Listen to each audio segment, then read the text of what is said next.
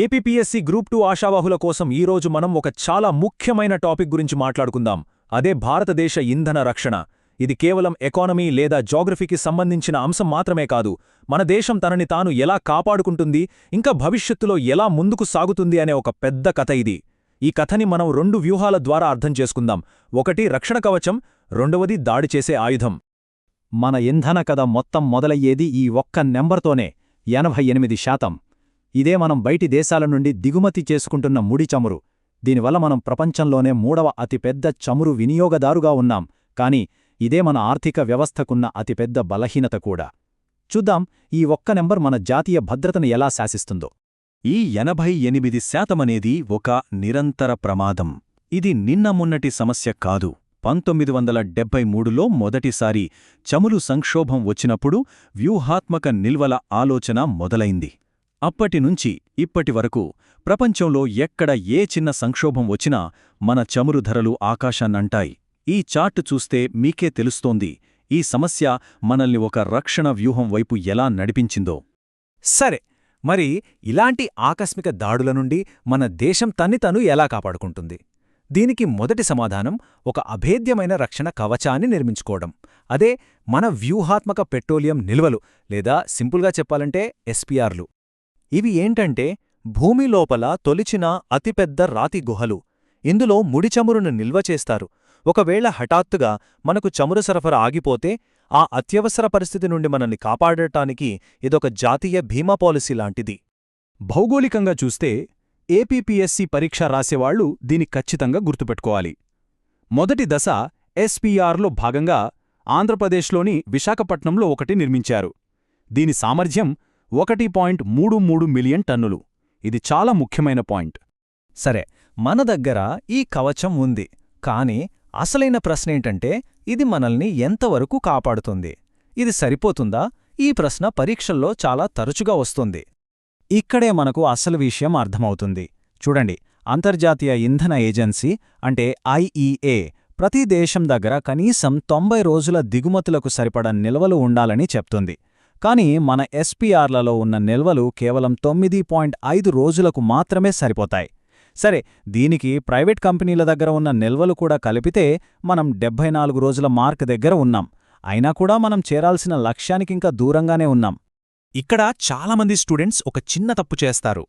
ఎగ్జామ్లో కన్ఫ్యూజ్ చేయటానికి వాళ్ళు ఇదే పాయింట్ని వాడుకుంటారు. ప్రశ్నలో కేవలం ఎస్పీఆర్ల సామర్థ్యం అని అడిగారా, లేక మొత్తం జాతీయ సామర్థ్యం అని అడిగారా అనేది చాలా జాగ్రత్తగా గమనించాలి.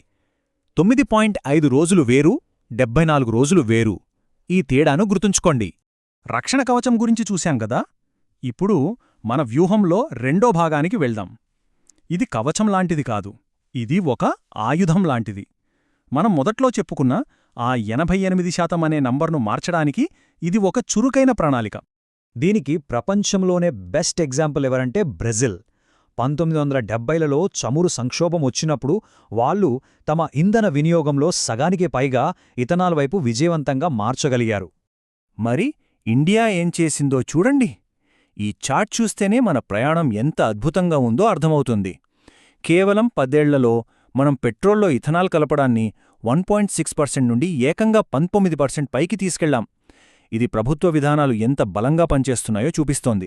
సరే, ఇంత ఇథనాల్ ఎక్కడ్నుండి వస్తోంది అనగానే చాలామందికి మైండ్లోకొచ్చేది చెరకు. కాని అక్కడే ఒక ట్విస్ట్ ఉంది. ఇది కూడా ఎగ్జామ్లో అడగగల మరో ఉచ్చు. ఇక్కడ అసలు రహస్యం దాగి ఉంది. ఇప్పుడు మన దేశంలో ఉత్పత్తి అవుతున్న ఇథనాల్లో 69% పైగా చక్కెర నుండి కాదు, ధాన్యం నుండి వస్తోంది. అంటే బియ్యం, మొక్కజొన్న వంటి వాటి నుండి. మన దగ్గరున్న మిగులు ఆహార ధాన్యాలను ఇంధన భద్రతకు వాడటం అనేది ఒక విప్లవాత్మకమైన విధాన మార్పు. అయితే అంతా బానే ఉంది కదా అని అనుకుంటే పొరపాటే. ఈ ఇథనాల్ వాడకాన్ని ఇంకా పెంచాలంటే మన ముందు 2 పెద్ద సవాళ్లున్నాయి. మెయిన్స్కి ఇవి చాలా ఇంపార్టెంట్ టాపిక్స్. మొదటిది టెక్నాలజీకి సంబంధించింది. మన సాధారణ వాహనాల ఇంజనులు ఎక్కువ ఇథనాల్ కలిపిన పెట్రోల్ను తట్టుకోలేవు. దీనికి పరిష్కారం ఏంటంటే ఫ్లెక్స్ ఫ్యూయల్ వాహనాలకు మారడం.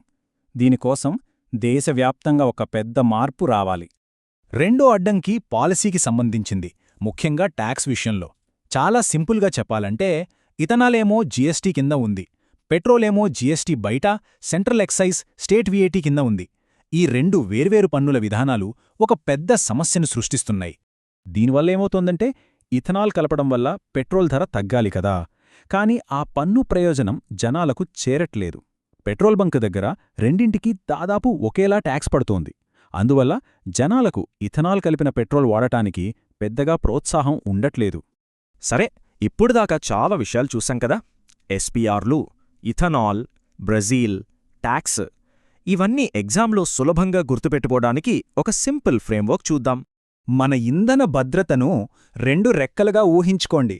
మొదటిది మన రక్షణ కవచం, అంటే ప్యాసివ్ బఫర్స్, మన ఎస్పీఆర్లు. ఇవి అత్యవసర పరిస్థితుల కోసం భూమి కింద ఇంధనాన్ని దాచిపెడతాయి.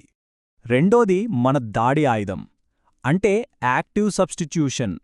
ఇది భూమిపైన ఇంధనాన్ని పండిస్తుంది, మన దిగుమతుల మీద ఆధారపడటాన్ని దశాబ్దాలపాటు తగ్గిస్తుంది, మన దేశీయ వ్యవసాయాన్నే బలంగా మార్చుకుంటుంది. ఇదే మీరు గుర్తుపెట్టుకోవాల్సిన చీట్ కోడ్. ఒకటేమో రక్షణ, రెండోదేమో దాడి. అయితే ఇక్కడ గుర్తుపెట్టుకోవాల్సిన విషయమేంటంటే ఇది కవచమా ఆయుధమా అనే చాయిస్ కాదు. ఈ రెండిటినీ బ్యాలెన్స్ చేసుకుంటూ ముందుకు వెళ్లడమే అసలైన వ్యూహం. రాబోయే 10 ఏళ్లలో మన దేశం ఈ రెండింటిలో దేనికిక్కో ప్రాధాన్యత ఇస్తుంది? మన రక్షణ కవచాన్ని ఇంకా బలంగా చేసుకుంటుందా, లేక మన దాడి ఆయుధానికి మరింత పదును పెడుతుందా? ఈ ప్రశ్నకు సమాధానంపైనే మన దేశ ఇంధన భవిష్యత్తు ఆధారపడి ఉంటుంది.